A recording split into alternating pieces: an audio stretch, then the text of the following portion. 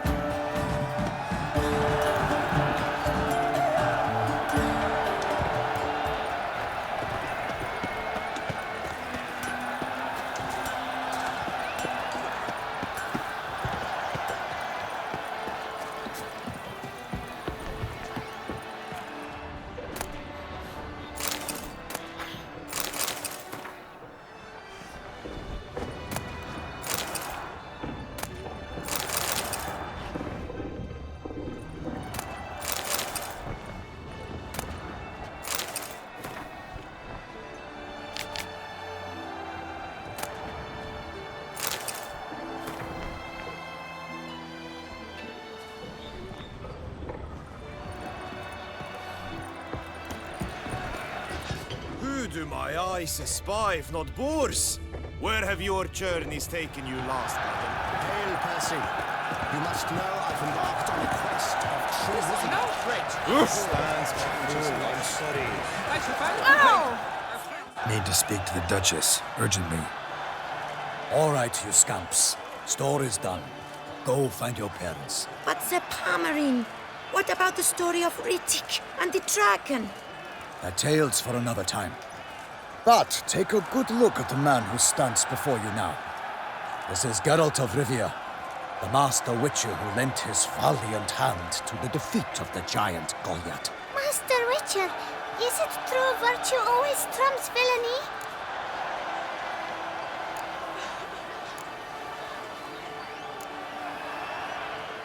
Much as we might not like it, virtue's got nothing to do with it. Victory goes to the stronger. So, is there no point to being virtuous? Not what I said. Then what's needed to vanquish villains? A sharp sword and some skill. But what if there's lots of villains and they've sharp swords too? And lots of skill. That's where virtue starts to matter. Because they say the gods reward the virtuous after death. Now, that will do for questions. Go find your parents. Her Enlightened Highness has doubtless arrived at the tourney grounds to watch the battle in the arena. If we hurry, we'll be in time to speak with her before the spectacle begins. Lead the way.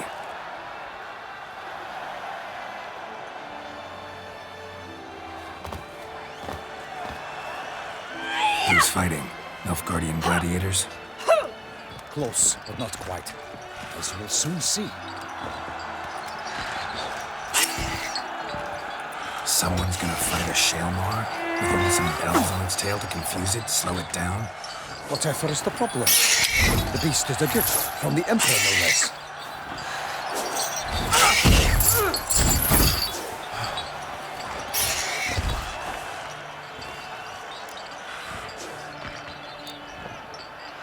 This is dangerous. Bells on its tail aren't enough. I saw a spectacle of the sort at the arena in Nunio. There, a knight defeated a Shalmar with bells on its tail. Might have gotten lucky. Shalmar might have been lame. Who knows? Only a Witcher has a real chance against a healthy Shalmar. And that's not even every Witcher. Besides which, releasing a monster that dangerous in front of a crowd, plain irresponsible.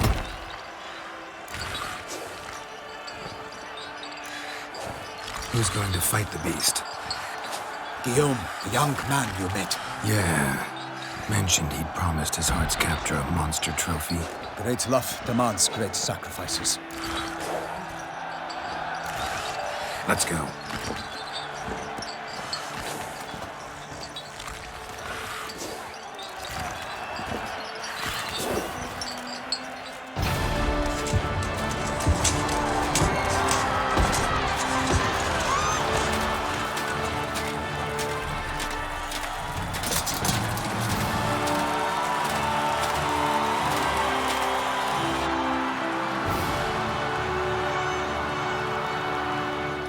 I dedicate my imminent victory to fair Lady Vivian.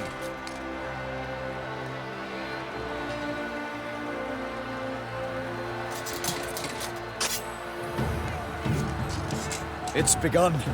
The fight shall have to end first. We must wait.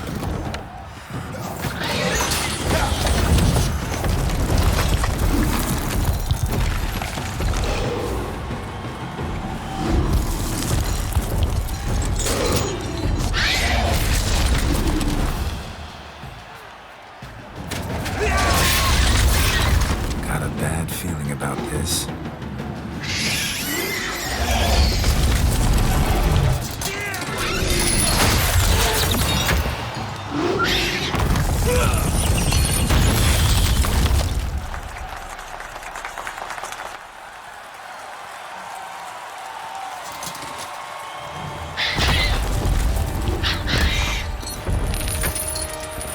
Damn it.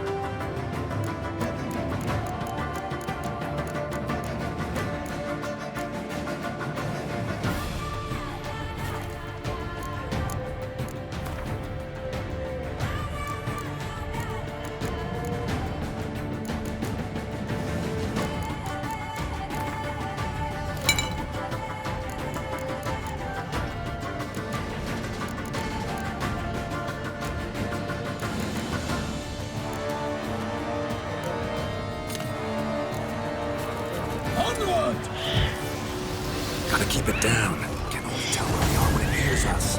Alas, for Nightling, the beast heaved its foul girth, let loose a roar, and knocked him to earth. Then down came the Witcher in one mighty bound. To give fight to the beast, its plans confound. The fate of the beast has been weighed by the gods. Soon the Witcher shall triumph against all odds.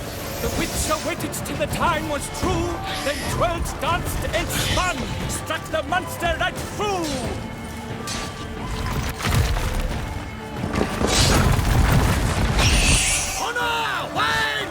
Like a bow who leaps at the love's first spurt, so the Witcher wound the Shelma, then its foul heart hurt. Gods dive, flee, faint, its razor strikes fairly, Shelma's cries ring aloud, blood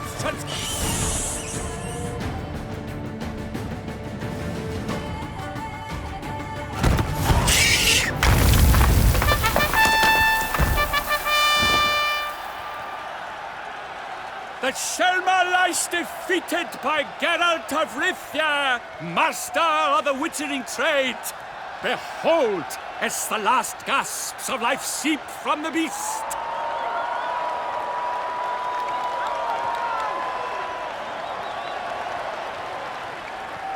Master Geralt, do what you must. Finish the deed!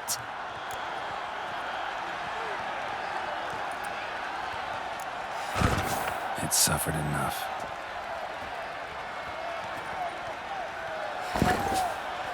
The monster lies slain! The fight is done! Praised be the victors!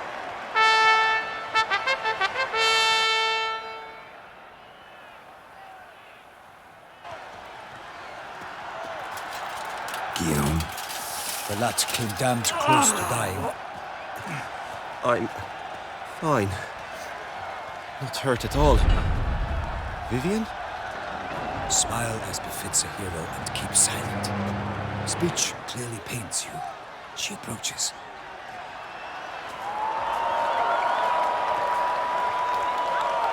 Geralt. We must talk. Vivian. You shall talk later, in the medic's tent. Geralt, magnificent, breathtaking. Your Grace. We knew that to summon you was a brilliant idea. We are delighted, ravished to have struck upon it. And I'm truly honored. See to our young hero. Hop, hop. For we must make off with Geralt. We should talk. We had been long awaiting your arrival. Had nearly lost hope. Then suddenly, that entrance, so spectacular.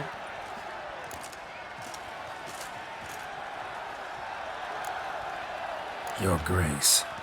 Shaelmars are dangerous creatures, even to knights in full-plate armor. Nonsense. In Toussaint, knights have battled beasts for mere glory since time immemorial. True. Guillaume suffered a few bumps, scars, and bruises, but in return gained eternal glory as he who slew the monster. What about the crowd? Say the Shaelmar had vaulted into the stands.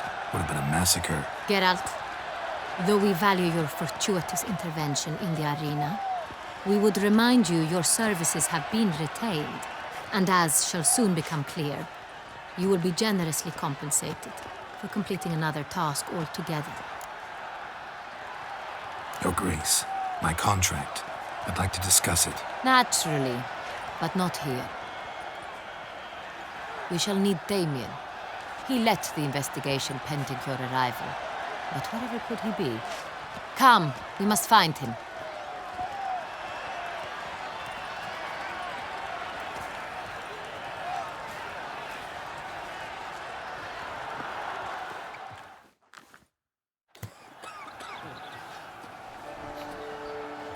Tell us, have you come alone?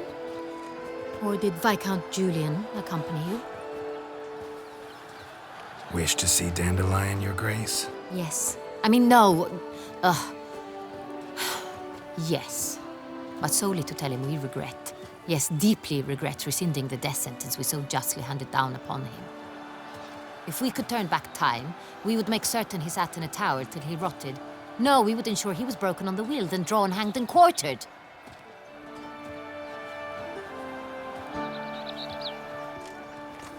Ah, the very man we would entrust with these tasks. Damien de la Tour, captain of my personal guard. Your Grace. Witcher. Greetings. Sorry to have to tell you, but the guardsman handling the last victim's body... I know already. The creature in the cellar of Corvo Bianco. Was it the beast? No. A bruxa, a kind of vampire. Not the beast, but tied to it in some way. You know this how? Through careful analysis of the evidence, both on the riverbank and at Corvo Bianco. Do you mean to insinuate the investigation thus far has been sloppy? Geralt insinuates nothing of the sort. We must listen to him attentively. I examined the body of the beast's last victim. Might have found something. Need to analyze it.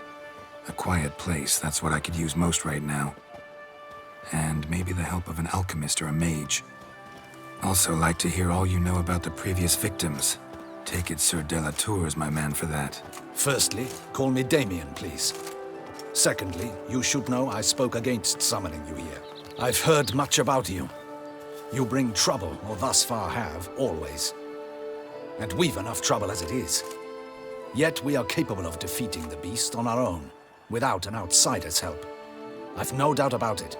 Damien, we settled the matter of the Witcher's employ some time past. Definitively. Since you have broached it nonetheless, let us discuss Geralt's pay. Are the legends true? Do Witchers usually demand that which you find at home, yet did not expect?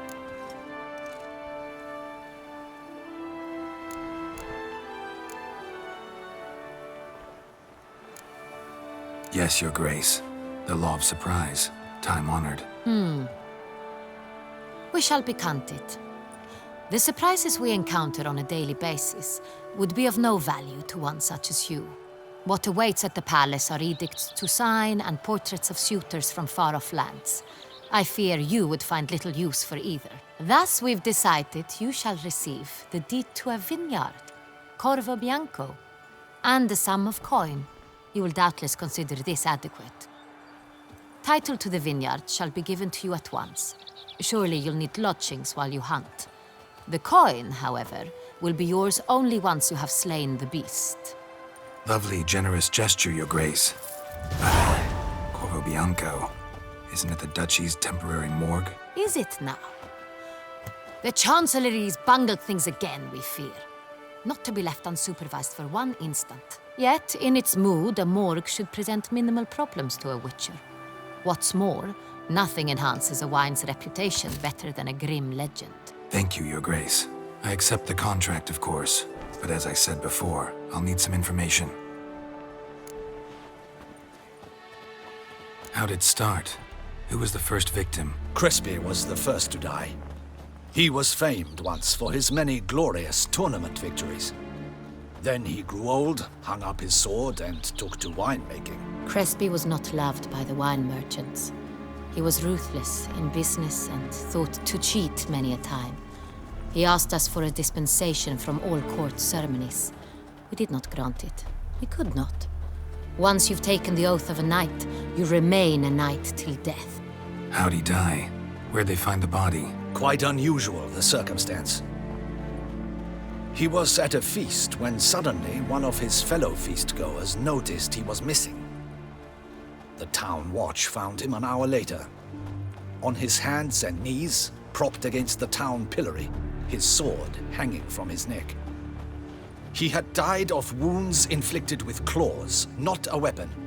Blows of great force. So he died suddenly, but the body was on its knees, meaning someone posed it.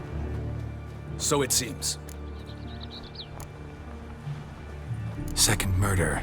Tell me what you know. In the city there are certain nooks. No one reasonable ventures there after dark. Ramon Dulac's corpse was found in one such place. With the first murder, terror gripped the city. Its inhabitants grew wary, kept to safe areas. Consequently, news of the second victim came to us from a group of concerned cut-purses. Criminals fear the beast? Telling in a way. Take it you've excluded the possibility that Ramon died at the hands of these bandits. Do you believe me, an amateur? Not hands, but claws killed Ramon Dulac.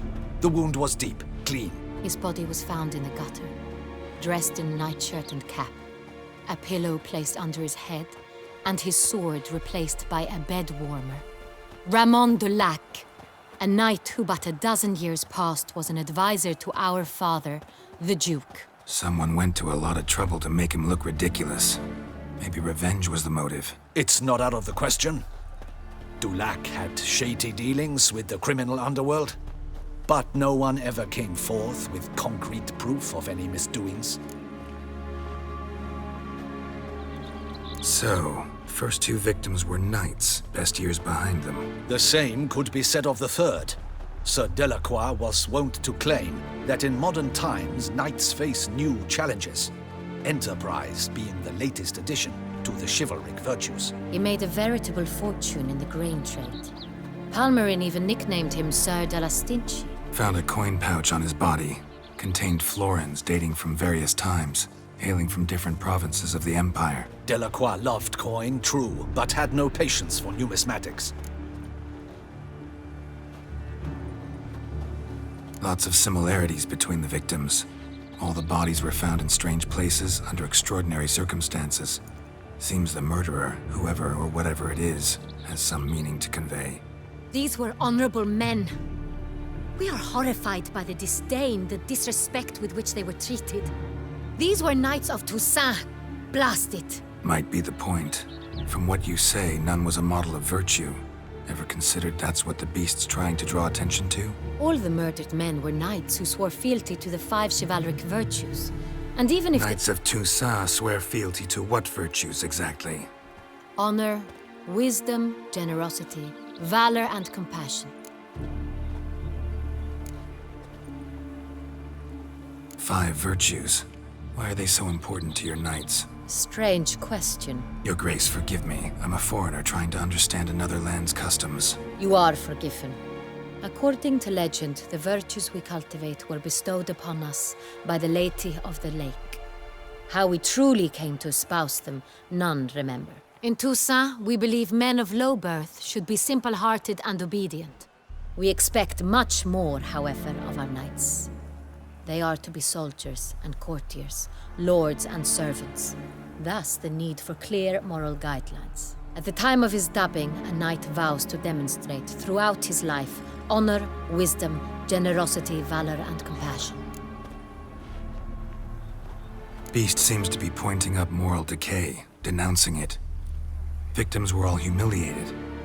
Might have been murdered to emphasize their lack of specific chivalric virtues. Honor compromised by the pillory. Wisdom by ridicule. Generosity by a coin pouch shoved down a throat. It seems to fit, true, though not perfectly. Can't discount the theory if it's on the lips of everyone in town. Say our reasoning's right. Next murder will be just as showy and denounce the victim's lack of the 4th virtue, valor. We can also assume that victim will be an elder knight. Let's think. At the moment, all the knights are either at the tourney grounds or in the palace gardens. Our annual hare hunt shall begin there shortly. Have you heard of the custom? Milton mentioned something. Seemed excited to prance around in a bunny costume. Not sure why. Hang on. Strange circumstances. A knight advanced in years. The famed cowardice of rabbits. Could it be that simple? Is Milton de Peyrac-Peyren the next victim? Milton also knew Delacroix. Told me so down by the river. Damien! To miss something so obvious. De Peyrac-Peyren, Crespi, Delacroix, and Delac formed a knightly team. It was years ago, but... They were a team? They were close friends, tightly knit, and as such earned the trust of our father, the Duke. We often witnessed him turn to them with delicate matters. Later, their paths diverged. Unlikely to be a coincidence. Beast must know it too. It's a lead, I'm sure. Your Grace, we need to find Milton, immediately. Rather problematic. You see, the garden entertainments are due to start, and he's disguised as the Hare, hiding somewhere, waiting for some tipsy courtiers to find him. The Hare's hiding place is a carefully guarded secret. We must call off the game, at once. First and foremost, we must remain calm. Damien, order the garden searched immediately, but discreetly. By no means can we disrupt the festivities. Panic will only incite the beast to strike sooner. And you, Witcher, follow me. My gardens, my night, I shall take the fall. A murder is out of the question. I will not allow it. Not near my palace. Horses? Ready our horses!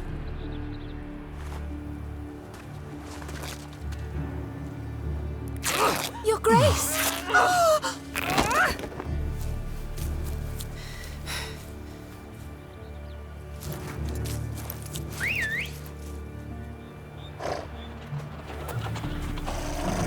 What the hell? Why, I should... Your Highness, Mind it doesn't get wrinkled. Onward!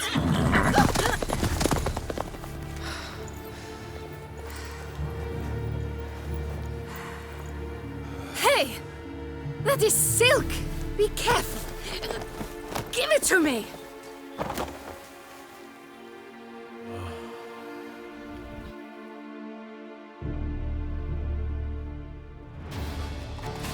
Faster, Geralt! Right like the wind!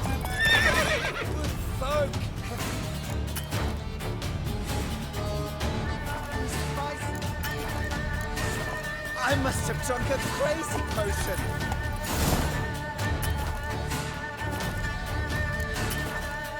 Run, Roach. Your Grace seems right at home in the saddle.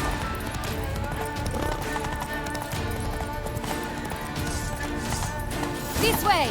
Through town! Try not to lose your way! Sharp right! Take care! Step aside! God, let's behave. Duchess. Henrietta! Let's follow her! Follow the together!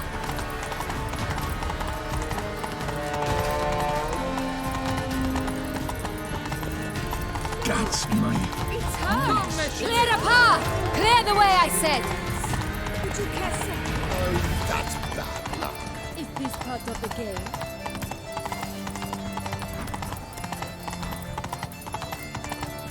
It's here! Just round the corner! Hurry!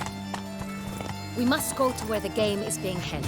The participants must find a unicorn's horn, a golden fish, and a phoenix egg. With these in hand, they can deduce where the Hare, Milton, hides. Mean we need to find those things too? We've no other option. But time is of the essence, so we shall have to break the rules.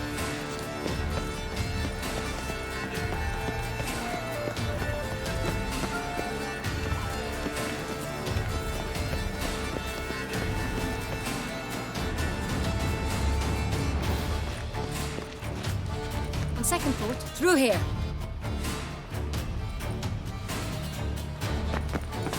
I shall show you where the hunt plays out. Then we will split up. You will get hold of the unicorn horn and the golden fish, while I nab the phoenix egg. That will be quickest. The unicorn. How do I catch it? It's terribly skittish, true, but I'm sure you will find a way to earn its trust. It runs round over there, look. golden fish. Do I need a rod or a net? Please, Geralt. It's not a real fish. Look there, towards the water. See the lights? The hunters are trying to hook the fish from boats. You must simply dive in and find it. The golden fish and the horn both contain things or clues that will help us find Milton. Once you have fish and horn, find me among the other Phoenix egg hunters. All clear? Then let's get to it.